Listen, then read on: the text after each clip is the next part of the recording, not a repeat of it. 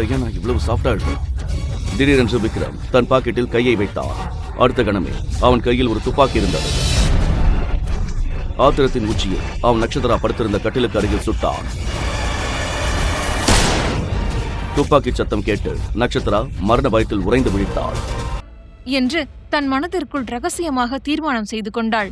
மீண்டும் அந்த நெல்மணி நிரம்பிய கலசத்தை பார்த்தாள். ஆமா, எவ்வளோ நேரம்தான் இப்படியே வெளியிலேயே நிக்கிறது? இந்த பட்டுப்புடவை கூட ரொம்ப வெயிட்டா இருக்கு. இந்த வெயிட்டோட என்னால இனிமேலும் நின்றுட்டே இருக்க முடியாது. இப்போதைக்கு வேற வழியே இல்லை, வீட்டுக்குள்ள போய் தான் ஆகணும் என்று நினைத்தாள். கடைசியில் நட்சத்திரா தன் வலது காலால் அந்த நெல் கலசத்தை மெதுவாக சரித்தாள். அந்த நெல்மணிகள் தரையெங்கும் சிதறிய அந்த நிமிடமே அங்கிருந்த 4 பேரும் ஒரே குரலில் கைத்தட்டி ஆரவாரம் செய்தார்கள். அவர்களின் சந்தோஷம் அந்த ஹால் முழுவதும் எதிரொலித்தது. த்ருவ் உற்சாகமாக, சூப்பர் அண்ணி, நீங்க பர்ஃபெக்டா பண்ணிட்டீங்க. அந்த நெல்மணி சிதறினது அப்படியே ரணபாலி சாங்ல ரஷ்மிகா தட்டிவிட்ட மாதிரியே பர்ஃபெக்டா பண்ணிட்டீங்க நீ என்று பாராட்டினான். அவன் சொன்னதை கேட்டதும் நட்சத்திராவின் சோகத்தையும் மீறி அவளுடைய இதழ்களில் ஒரு மெல்லிய புன்னகை பூத்தது. ஆனால் அடுத்த கணமே அந்த சிரிப்பு மறைந்து போனது. இது எதுவும் அவள் ஆசைப்பட்டு செய்யும் விஷயம் அல்ல. ஒரு கட்டாயத்தில் செய்கிறாள். அவளுடைய பிறந்த வீடே அவளை இங்கு வலுக்கட்டாயமாக அனுப்பி வைத்திருக்கிறது. அதனால் இனி அவள் வேறு எங்கு போக முடியும்?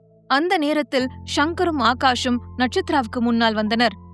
அண்ணி, இவங்க 2 பேரும் இப்படிதான் ஏதாவது தேவையெல்லாம் உளறிட்டே இருப்பாங்க. அவங்க பேசுறதெல்லாம் நீங்க மைண்ட் பண்ணிக்காதீங்க. தயவு செஞ்சு நீங்க உள்ள வாங்க, உங்களை நாங்க விக்ரமோட ரூமுக்கு கூட்டிட்டு போறோம் என்றார்கள். அவர்கள் அப்படி சொன்ன அடுத்த நிமிடம் நட்சத்திராவின் இதயம் படபடவென வேகமாக துடிக்க ஆரம்பித்தது. அவளுடைய மூச்சுக்காற்று சூடானது. ஏனென்றால் அவள் இன்னும் விக்ரமின் முகத்தை கூட பார்க்கவில்லை. அவனுடைய கடுகடுப்பான பேச்சையும் அந்த முரட்டுத்தனத்தையும் மட்டுமே கேட்டிருந்தாள். அதற்கே அவன் இருக்கும் திசைப்பக்கம் கூட தலை வைத்து படுக்கக்கூடாது என ஏற்கனவே மனதிற்குள் முடிவெடுத்திருந்தாள். இப்போது அவனுடைய அறைக்கே செல்ல வேண்டுமென்றால் அது எப்படி முடியும்? ஆனாலும் இப்படி ஒரு இக்கட்டான சூழ்நிலையில் அவளால் அந்த 4 பேரிடமும் எதையும் விவாதிக்க முடியவில்லை. அவர்கள் அண்ணி அண்ணி என்று அவளிடம் உரிமை எடுத்துக்கொண்டாலும் அவளுக்கு அவர்கள் 4 முற்றிலும் அந்நியர்கள்தானே. எப்படியாவது சற்று நேரம் அமர இடம் கிடைத்தால் போதும் என்று நினைத்த நட்சத்திரா மெதுவாக தலையை அசைத்து சம்மதம் சொன்னாள். அவள் சம்மதம் சொன்னதை பார்த்த அந்த 4 பேரும் ஒருவரையொருவர் பார்த்து கிண்டலாக சிரிக்கத் தொடங்கினார்கள். அவர்களுக்குள் ஒருவிதமான குதூகலம் பிறந்தது. 4 பேரும் ஒன்றாக சேர்ந்து, அடேங்கப்பா அண்ணி, நீங்க இவ்வளவு ஸ்பீடா இருக்கீங்க. நீங்க அமைதியா இருக்கிறத பார்த்து நாங்க கூட ரொம்ப ரிசர்வ்ட்னு நினைச்சிட்டோம். ஆனா பரவாயில்லையே, நீங்க செம ஸ்மார்ட். இவ்ளோ ஸ்பீடா இருந்தா அண்ணனோட மனசை நீங்க சீக்கிரமே மாத்திடுவீங்க. எவ்வளவு வேகமா ஓகேன்னு தலையாட்டினாங்க பாத்தீங்களா என அவர்கள் 4 ஒருமித்த குரலில் பேசிக்கொள்ள நட்சத்திராவுக்கு முகம் சிவந்தது. இதுவரை ஆண்களோடு பழகிய அனுபவமே இல்லாத அவளுக்கு இந்த 4 இளைஞர்களின் பேச்சு மிகவும் வித்தியாசமாகவும் அதே சமயம் மிரட்சியாகவும் இருந்தது. அவள் மனதிற்குள், இவங்க என்ன இப்படி பேசுறாங்க? இவ்ளோ நேரமா வீட்டுக்குள்ள வர சொல்லி என்ன கம்பல் பண்ணாங்க. நான் ஓகேன்னு சொன்னதும் அதையே சொல்லி இவ்ளோ கிண்டல் பண்ணி சிரிக்கிறாங்களே. இப்போ நான் ஓகேன்னு சொல்லலாமா வேண்டாமா என தனக்குள்ளேயே 1000 கேள்விகளோடு குழம்பி போனாள். பதற்றத்தின் உச்சியில் இருந்த நட்சத்திராவின் வாயிலிருந்து சட்டென்று, இல்ல இல்ல, நீங்க நினைக்கிற மாதிரி எதுவும் இல்ல என்ற வார்த்தைகள் தடுமாற்றத்துடன் வெளிவந்தன. ஆனால் அவள் அப்படி சொன்னது அந்த 4 இன்னும் வேடிக்கையாக போய்விட்டது. நட்சத்திரா பதட்டப்படுவதை பார்த்து அவர்கள் 4 கைகொட்டி ஆரவாரமாக சிரிக்கத் தொடங்கினார்கள். பின்பு நட்சத்திராவை பார்த்து, அட விடுங்க அண்ணி, நாங்க சொன்னது நீங்க தப்பா எடுத்துக்காதீங்க. நாங்க உங்களை சும்மா கிண்டல் செய்யதான் அப்படி பேசினோம். சரி வாங்க போலாம். எது எப்படியோ இந்த சடங்கு சம்பிரதாயம்னு உங்களை நல்லா வச்சு செஞ்சிருப்பாங்க. நீங்க ரொம்ப டயர்டா வந்திருப்பீங்க, உள்ள வாங்க என அவளிடம் அன்பாக பேசிக்கொண்டே அந்த 4 பேரும் அவளை அழைத்து செல்ல தொடங்கினார்கள். வீட்டிற்குள் செல்ல செல்ல நட்சத்திராவின் பயம் இன்னும் பல மடங்காக அதிகரித்தது. அந்த வீட்டின் உள்ளே இருந்த அசாத்தியமான ஆடம்பரத்தையும் பிரம்மாண்டமான கலைப்பொருட்களையும் பார்த்தவள் பயத்தில் நடுங்கிக் கொண்டிருந்தாள். எல்லாவற்றையும் விட முரட்டுத்தனமான விக்ரமின் பேச்சு ஏற்கனவே அவளுக்குள் ஒரு பெரும் நடுக்கத்தை ஏற்படுத்தியிருந்தது. அந்த விக்ரம் இருக்கும் அறைக்கு செல்ல அவளுக்கு சற்றும் துணிவில்லை. சிறிது தைரியத்தை வரவழைத்துக் கொண்டு நட்சத்திரா மெல்லிய குரலில், நீங்க நீங்க என்ன வேற ஏதாச்சும் ரூமுக்கு கூட்டிட்டு போக முடியுமா? எனக்கு தனியா ஒரு ரூம் கொடுக்க முடியுமா என்று கேட்டாள். அவளுடைய அந்த அப்பாவித்தனமான கேள்வியை கேட்டதும் அந்த 4 பேரும் அப்படியே திகைத்து போய் நின்றார்கள். ஒரு நிமிடம் அங்கு நிசப்தம் நிலவியது. உடனே சங்கர் குறுக்கிட்டு, அண்ணி, நீங்க என்ன பேசுறீங்க?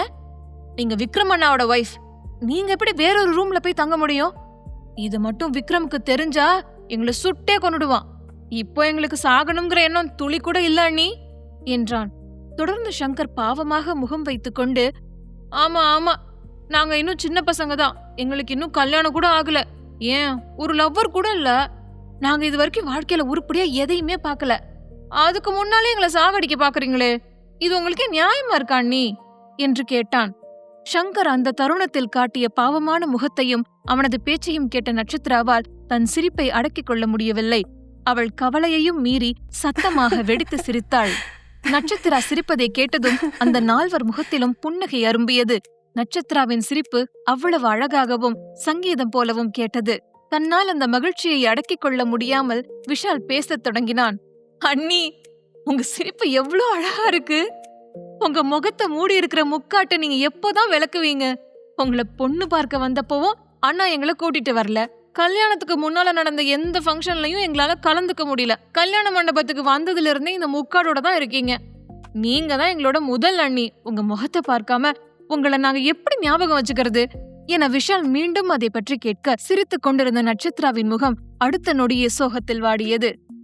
அவளுடைய மனதிற்குள் அந்த ரகசியம் பாரமாக அழுத்தியது. இந்த சிரிப்புக்கு பின்னால் இருப்பது நட்சத்திராவா அல்லது பிரியங்காவா என்பது தெரிந்தால் இந்த பரிவெல்லாம் காணாமல் போய்விடுமே என்ற பயம் அவளை மீண்டும் ஆட்கொண்டது. ஆகாஷ் சட்டென்று குறுக்கிட்டு, டேய், சும்மா பேசிக்கிட்டே இருக்காதீங்கடா. ஏற்கனவே ரொம்ப லேட் ஆயிடுச்சு. அண்ணியை இப்படியே பேச வச்சு சங்கடப்படுத்தாதீங்க. இன்னொன்னு நீங்க மறந்துட்டீங்கன்னு நினைக்கிறேன். நாம எல்லாரும் இப்படி அண்ணி கூட சிரிச்சு பேசி அரட்டடிக்கிறத ஒருவேளை விக்ரம் அண்ணா பார்த்தா அவ்வளோதான், மனுஷன் இன்னும் பயங்கரமா கடுப்பாவாரு. அது மட்டும் இல்லாம இன்னைக்கு நைட் பார்ட்டி இருக்கிறது ஞாபகம் இருக்குல்ல? தாத்தா ஃபர்ஸ்ட் டைமா நமக்கு பார்ட்டி பண்ண பெர்மிஷன் கொடுத்திருக்காரு. அத மனசுல வச்சுக்கோங்க என்று எச்சரித்தான். ஆகாஷ் பார்ட்டி என்று சொன்னதுமே மற்ற மூவரின் கண்களிலும் ஒரு விதமான உற்சாகம் மின்னியது. ஆமாம்டா, இந்த சான்ஸை நம்ம மிஸ் பண்ண முடியாது. இப்படியே இங்க நின்னு பேசி நேரத்தை வேஸ்ட் பண்ணிட்டு இருந்தா அப்புறம் நம்ம பிளான் பண்ண எதுவுமே நடக்காது என்று த்ருவும் ஆமோதித்தான். அது மட்டுமில்லாமல் விக்ரம் மற்றும் தங்களின் புதிய அண்ணியின் முதலிரவு பற்றிய நினைவும் அவர்களுக்குள் ஒரு சேர வந்தது. ஒரே குரலில், சரி வாங்க, அண்ணிய சீக்கிரமா கொண்டு போய் ரூம்ல விட்டுட்டு நாம நம்ம வேலையை பார்க்க போலாம் என்று சொல்லிக்கொண்டே அவர்கள் நட்சத்திராவை விறுவிறுவென விக்ரமின் அறைக்கு அழைத்து சென்றார்கள். ஒவ்வொரு அடியையும் எடுத்து வைக்கும் போது நட்சத்திராவின் இதயம் ஒரு போர் முரசை போல அடித்துக் கொண்டது. அவளுடைய இதய துடிப்பு நொடிக்கு நொடி அதன் வேகத்தை அதிகரித்தது. அந்த அறைக்குள் என்ன காத்திருக்கிறதோ, விக்ரம் அங்கு என்ன நிலையில் இருப்பானோ என்ற அச்சம் அவளை உலுக்கியது. அவர்கள் அந்த பிரம்மாண்டமான அறையின் கதவை திறந்தார்கள். ஆனால் உள்ளிருந்து எந்த சத்தமும் கேட்கவில்லை. ஒரு நிமிடம் மயான அமைதி நிலவியது. த்ருவ் மெதுவாக அறைக்குள் எட்டி பார்த்தான். என்னடா அது, அண்ணனோட சத்தத்தையே காணோம். ஒருவேளை தூங்கியிருப்பானோ? பாவம், கல்யாண வேலையில ரொம்ப டயர்டா இருப்பான். அவனுக்கு தான் ரெஸ்ட் எடுக்கவே தெரியாதே என்று கிண்டலாகச் சொன்னான். ஆகாஷும் உள்ளே எட்டி பார்த்து விட்டு, இல்லடா, உள்ள யாருமே இல்ல. எனக்கு தெரிஞ்சு அவன் ஸ்டடி ரூம்ல இருப்பான்னு நினைக்கிறேன். ஒரு நாள் கூட அவனால வேலை செய்யாம இருக்க முடியாதா? இப்படி ஒருத்தனை இந்த உலகத்திலேயே யாரும் பார்த்திருக்க மாட்டாங்க. கல்யாணமான அன்னைக்கே ஸ்டடி ரூம்ல வேலை பார்க்க போயிட்டான். இவனுக்கெல்லாம் எதுக்கு கல்யாணம் பண்ணி வச்சாரு தாத்தா? அவரை சொல்லணும் என்று விக்ரமின் பிடிவாதமான சுபாவத்தை பற்றி பேசினான். அவன் பேச்சை கேட்ட சங்கர், விடுங்கடா, இப்பதான் அண்ணி வந்துட்டாங்களே, இனிமேல் அண்ணி எல்லாத்தையும் பாத்துக்குவாங்க. அண்ணனை அவங்க வழிக்கு கொண்டு வர அன்னிக்கு தெரியும் என்று சொன்னதும் அந்த 4 பேரும் சிரித்துக்கொண்டே முகத்திரை போட்டிருந்த நட்சத்திராவை உற்று பார்த்தார்கள். தன் மீது 4 ஜோடி கண்கள் பதிந்திருப்பதை உணர்ந்த நட்சத்திராவிற்கு தர்ம சங்கடம் தாங்க முடியவில்லை. அவளின் நிலையை புரிந்து கொண்ட த்ருவ், டேய், சும்மா தேவையில்லாம பேசி அவங்களையும் டென்ஷன் பண்ணாதீங்கடா. அண்ணன் ஸ்டடி ரூம்லே இருக்கட்டும். அண்ணி பாவம் எவ்வளவு களைச்சு போயிருக்காங்க பாருங்க என்று மற்றவர்களை அதட்டினான். பின்பு நட்சத்திராவிடம் கனிவாக திரும்பிய த்ருவ், அண்ணி, உங்களுக்கு தேவையான ட்ரெஸ் அண்ட் எல்லா திங்ஸையும் நாங்க ஏற்கனவே உள்ள இருக்கிற கபர்ட்ல அரேஞ்ச் பண்ணி வச்சிட்டோம். அதனால நீங்க எதை பத்தியும் கவலைப்படாதீங்க. உங்களுக்கு ஏதாச்சும் உதவி தேவைப்பட்டா அங்க இருக்கிற இன்டர்காம்ல ஒரே ஒரு கால் மட்டும் பண்ணுங்க. யாராச்சும் உங்களுக்கு ஹெல்ப் பண்ண உடனே வருவாங்க என்று நம்பிக்கையூட்டும் விதமாக பேசினான். நட்சத்திராவை அந்த பெரிய அறையில் தனியாக விட்டுவிட்டு கதவை மெதுவாக சாத்திய பிறகு அங்கிருந்து அனைவரும் வெளியேறினார்கள். அந்த அறை முழுக்க விக்ரமின் வாசனை நிறைந்திருந்தது. மென்மையான நறுமணமும் ஒருவிதமான அதிகார தோரணையும் அந்த அறையின் ஒவ்வொரு மூலையிலும் பரவியிருந்தது. நட்சத்திரா மெதுவாக தன் காலடியில் இருந்த கார்பெட்டை பார்த்தாள். அவளுடைய கால்கள் இன்னும் நடுங்கிக் கொண்டிருந்தன. முழு கதையையும் கேட்டு மகிழ பாக்கெட் FM ஆப்பை டவுன்லோட் செய்யுங்கள். லிங்க் டிஸ்கிரிப்ஷனில் கொடுக்கப்பட்டுள்ளது.